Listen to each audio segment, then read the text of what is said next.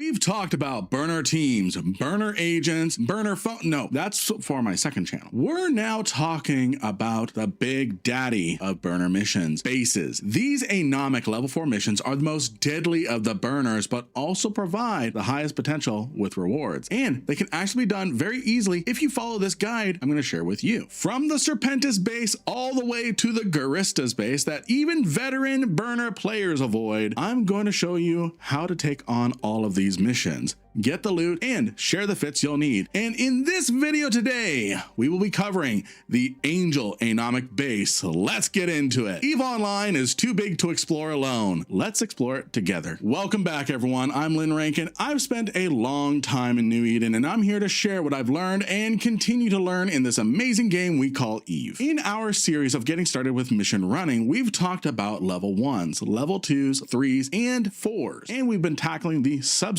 of optional, lucrative, but dangerous level 4 missions called the Anomic missions, otherwise known as burners. We shared how you can get started with burner teams and cheese the missions with a Kestrel. We shared how you can take on the burner agents and step up your game with even more earnings. Now we are going to talk about burner bases. There's 4 variants we're going to explore together: the Angel base, the Blood Raider base, the Guristas base, and the Serpentis base. From taking on a challenging quartet of frigates up to a supercarrier and its fighter squadrons, we are going to cover all of these, including the ones that veteran burner runners explicitly skip. You'll know how to run them just in case you come across them and want to take a crack at them. And today we're going to be tackling the Angel base first in this video, because otherwise this would be an hour-long video. Let's keep it bite-sized. In each section of each video, we are going to talk about what ship you need and its fit, what skills you need, and how to take on the mission. As a bonus, I'm going to include my average time to completion and minimum earnings for each mission, so you can do the math on which one will be worth it for you. And I do recommend you try each one at least once before deciding which ones to skip in the future. For all I know, you may absolutely love facing down a supercarrier in a heavy assault cruiser. You're going to start with the Angel base. In this mission, you will be tasked with taking out 4 Dramiel frigates and a transport ship. While easy on the surface, the Dramiels are no joke, hard to hit, and can present a deadly challenge if you are not on the ball with the correct fit and steps. Here's the ship and fit we'll be using. We'll be using a Vigilant pirate cruiser. This is going to be incredibly important for this, since it gets a 75% bonus to hybrid turret damage, so we're covered there. A turret fall-off bonus for every level we have in Galente cruiser, but most importantly is the Mimitar cruiser bonus. For each level we have in this cruiser skill, our stasis webifiers gain 10% extra strength. This changes a stasis webifier's velocity debuff from 60% to 90% at level 5. And we're going to need all the webbing we can in order to take on this group of Angel Cartel rats. I have shared the fit down below in the description. Credit entirely to Hateless for this Vigilant fit. It is the easiest fit to do this mission in. We have 3 stasis webifiers, a capacitor battery, dual X-type explosive armor hardeners,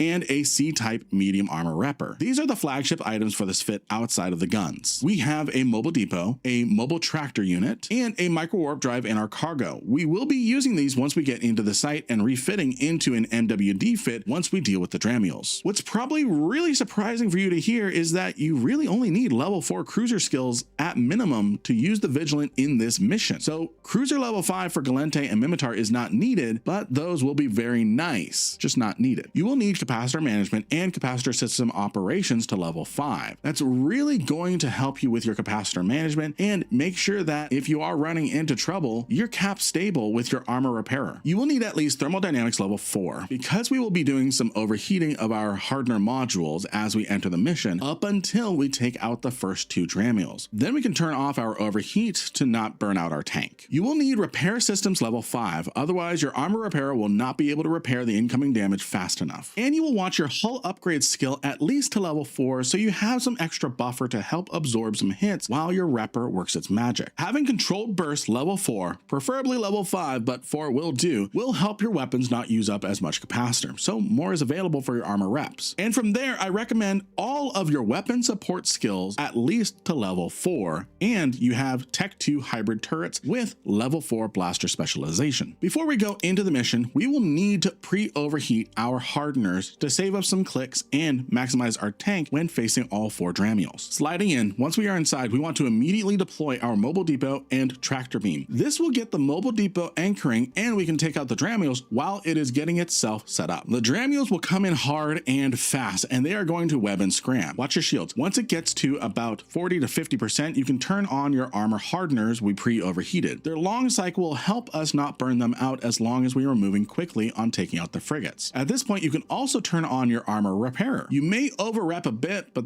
that's okay. By the way, over-repping means you repair more than you actually needed, meaning wasted capacitor cost compared to how much is actually healed. Now that our tank is on and working, we can get started on the Dramiels. Lock them up, put all of your webs on a single Dramiel and take it down. You do not need to use drones. In fact, save your drones for if you start getting into trouble. The Dramiels are highly sensitive to drones and will prioritize them over you. This means if you are in trouble, kick out your drones and use them to get away. If you ever start taking too much damage, this is a tactic for all situations, PvP and PvE alike. Always make sure that your armor hardeners are heated first before you think about overheating your repairers. It's not a bad thing to overheat your armor repairer, it really can help, but if you overheat your repper, you're on an accelerated timeline for your modules burning out. Because they cycle faster than the resistance modules, they build up heat quicker. That's why if you're trying to squeeze some extra tank out, start with your hardeners. Then if you're still hurting, turn on the heat on your repper as a last resort. After you take down 2 of the Dramiels, then you can turn off the overheat on your armor hardeners and repper if you were overheating that. The incoming damage is able to be handled without the extra resistances from the heat. Keep taking out the rest of the Dramiels, and when they're all down, congratulations, you're nearly done. At this point, repair the rest of your armor, turn off your tank, and recover some capacitor. Use your mobile depot to change your capacitor battery for the micro warp drive in our cargo hold. Be sure to loot up the mobile tractor unit and the mobile depot. By the way, the Dramiels can drop faction loot and BPCs. Now let's take out that transport to complete the mission. Moving towards the transport, it's recommended to orbit it rather than use approach. This is to avoid bumping it and making our job harder. Once you're orbiting it, turn off your micro warp drive and let's take out the transport. The average completion time for this mission is about 5 minutes. The minimum rewards from an agent in a 0.5 system is roughly 27 million ISK, including the time bonus and the bounties. The loyalty points, depending on your loyalty point store, let's assume you can convert each loyalty point into 1000 ISK in items, will earn you an additional 12 million ISK. This brings our total reward up to 39 million ISK, all for 5 minutes of work, not including travel time or faction drops if the loot fairy is helping you that day. This is all fine and good for 5 minutes, but I have to do quite a few missions in order to get these missions to generate, right? No, let's pause real quick before we end this video so you understand some crucial information about blitzing. Once your faction standing is up to around 7.0, your faction standing, like with Kildari or Amar, not the standing with your corporation, you can start declining missions as long as you never go to negative 2.0 with a corporation or an agent. This means you can turn your entire game time into running burner missions and storyline missions. The idea, beyond a few exceptions talked about in my previous level 4 mission video, is to decline most missions to specifically generate these Anomic missions of all types. Because these missions take so little time to do, unless you're talking about the Guristas base, and you can typically get 2 to 3 burners back to back, you can do 6 to 10 burners per hour, depending on your travel time. And you can start to see how much money you can actually make in high sec. This still is a mid-game activity, don't get me wrong, and outside of burner teams, it's not super new player friendly, but you can work your way up to this in a relatively short amount of time, all while you're making ISK as your skills train. Also, always do a storyline mission. You can always use the Sisters of Eve epic arc in order to replenish any terribly bad standings while doing these storyline missions, but the standings hits from declining these missions can hurt your blitzing efforts. I'll have a dedicated video on standings, how it works, and more in a later video, so subscribe so you don't miss that video, the Blood Raider Anomic Base next video, and the upcoming Sisters of Eve epic arc video. I promise it is coming. Well, we're waiting. YouTube thinks you'd like this video on screen now. Were they right? Give it a watch and find out. Be sure to like, subscribe, and use my creator codes to show your support for the channel. Thank you to our amazing YouTube and Patreon members. Welcome to our newest members, and I'll see you all next time. Bye-bye now.